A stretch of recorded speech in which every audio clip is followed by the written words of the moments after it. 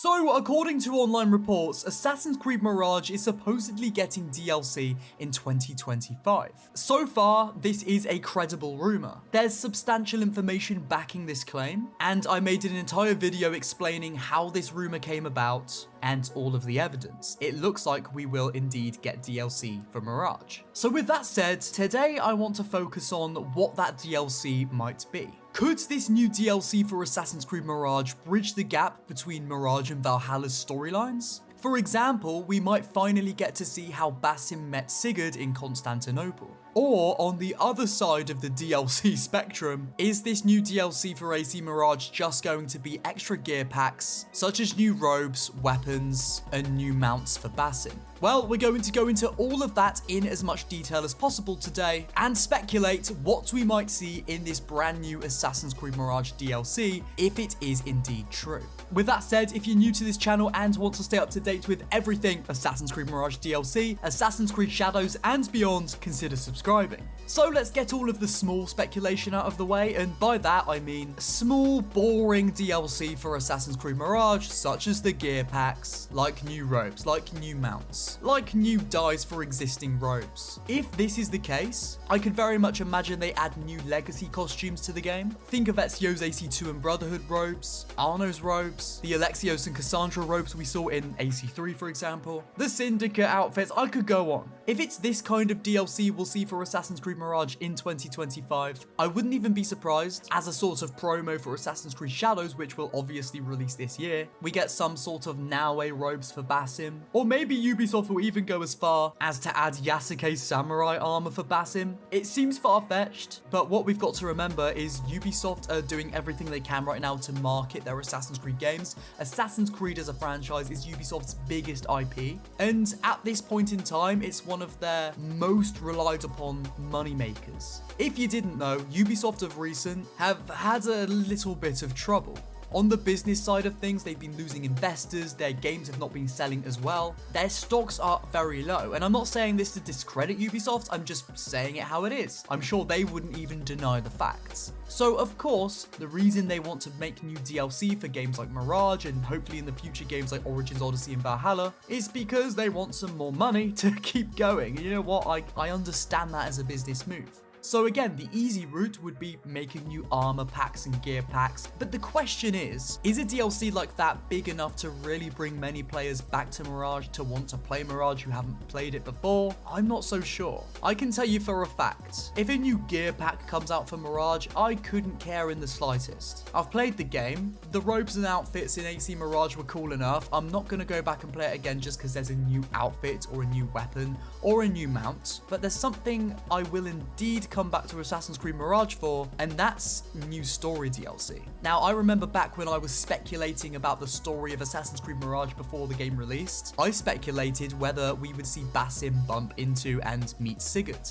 If you played Assassin's Creed Valhalla, you'll know that at the beginning of the game, Sigurd and Basim arrive in Norway together. They met in the city of Constantinople. Side note, that's where AC Revelations is set. And they form a sort of alliance, and from there, they have a few adventures of their own before they come to Norway, again at the start of AC Valhalla. So I think there's a little bit of room there to expand. Maybe a new DLC could tell the adventures of Basim and Sigurd. On top of that, in Assassin's Creed Mirage, we saw Basim meeting Hytham as a child. Now, Hytham is Basim's apprentice of sorts in Assassin's Creed Valhalla. So again, there's also probably a lot of adventures to be explored with a younger Basim and a younger Hytham. If this is pulled off well, this could be genuine, substantial, interesting, and fun content for an older Assassin's Creed game that will, one, bridge the gap between Assassin's Creed releases. You know, you can imagine Shadows comes out, everyone plays it, everyone loves it, but then eventually when we inevitably get the announcement officially for Assassin's Creed Hexe, DLCs like this for Shadows, for Mirage, for potentially Origins, Odyssey, and Valhalla,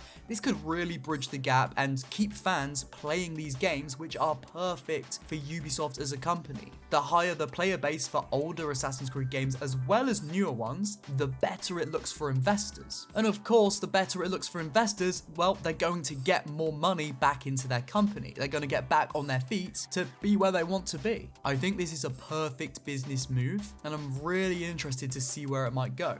Okay, let me set the scene for you guys. So at the beginning of Assassin's Creed Mirage, Basim comes into contact with an Isu artifact. Believe it or not, that specific Isu artifact that Basim holds and encounters is part of the same Isu artifacts that Ezio comes into contact with in Assassin's Creed Revelations. These are the Massaf Keys. Now, of course, at the time in Assassin's Creed Mirage, these were not called the Massaf Keys. These Isu artifacts were donned the Massaf Keys during Altair's time, when Altair would go to Constantinople, find these keys under Alamut Castle and repurpose them to be the Massaf Keys. The function of these keys is to hold memories. That is why in Mirage we see Basim holding it and he sees what looks to be an Isu memory. Altair repurposes these to record his own memories for his descendants or whoever that may be to find. Ezio finds these, he relives Altair's memories. So we know that at least one of these keys, at the time of Assassin's Creed Mirage, resides in Baghdad. Now, these keys don't really play a factor into the rest of Mirage's story. It's more there as a catalyst for Basim to realize that there's more to his life, to this story. But maybe after the events of Assassin's Creed Mirage and before the events of AC Valhalla, Basim recalls this Massaf key, or whatever he wants to call it at the time, and he thinks, I wonder if there's more of these. This will then lead him back to Alamut Castle, where he goes back to the cave that he emerged as Loki in. Maybe this is where he finds the keys, or maybe he even finds the keys in Baghdad and then leaves them under Alamut himself.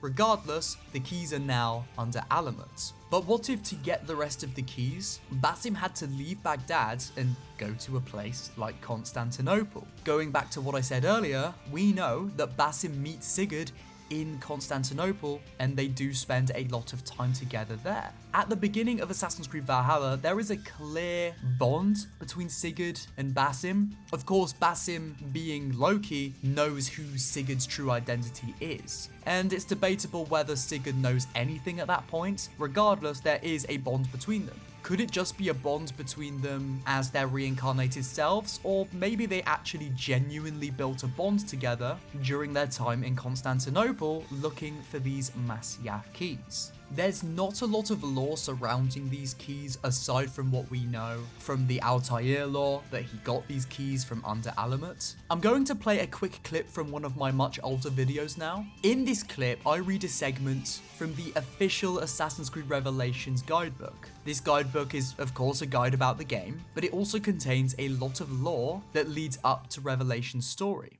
Altair finds the memory seals. After spending many years at Alamut in quiet study and contemplation, Altair discovers a strange truth about the assassin stronghold, that it has been built on the site of a small first civilization temple containing dozens upon dozens of memory seals, artifacts created for the purpose of recording brief memories. Immediately understanding their utility, Altair takes a number of these seals, records memories of his greatest successes and failures, and concocts a plan to pass these instructive vignettes onto future generations of assassins with the hope that they will help guide the order to a new era of prosperity and effectiveness. So, this is Alamut Castle and Altair goes there, and it ties in perfectly with Assassin's Creed Revelations. So I wonder if we are going to see the memory seals or something, maybe just on a wall, or what are they going to be? Maybe we'll use them ourselves before Altair uses them. It's evidence this AC Revelations lore was at least looked at by Ubisoft Bordeaux when developing AC Mirage. So who's to say they're not going to look at it again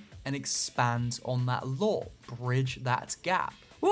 I'm getting excited talking about this. I shouldn't, because they usually let me down. But just speculating about story and seeing where things can go, I just love doing it. But that's my idea. That's where I think we could see AC Mirage DLC going in the future. Again, if you want all the details of how we're getting DLC for AC Mirage regarding the leaked rumors, then check out this video on screen now. And let me know in the comments what you think. Do you think this would be a good idea for an AC Mirage DLC? Will you be playing AC Mirage again if said DLC does release? We'll get a conversation going and build that AC community. I love you guys, mate. The father of understanding guidance. I will see you soon.